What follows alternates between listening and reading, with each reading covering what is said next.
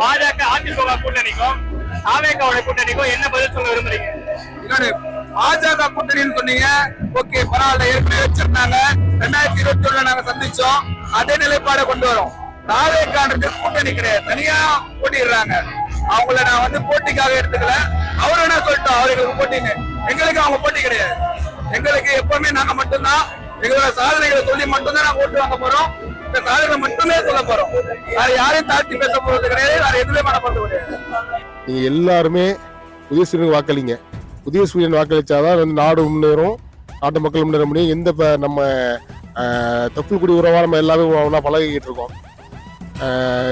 இந்து முஸ்லீம் Christian நம்ம பெரிய எல்லாமே மாமா மச்சான் அண்ணன் தம்பி தான் கூப்பிடுறோம். ஆனால் அவங்க வந்துட்டாங்கன்னா நீ உங்களை வந்து ஜாதி வாரியாவோ மத வாரியாவோ தனியாக பிரிச்சுருவாங்க. இது இப்போ நீங்கள் நம்ம தோல்மையில கை போட்டு போகிறோம், நல்லா போகிறோம், சொல்லுவாங்க கைப்படாத, நீ உட்கார சீட்டில் பல உட்கார மாட்டாங்க.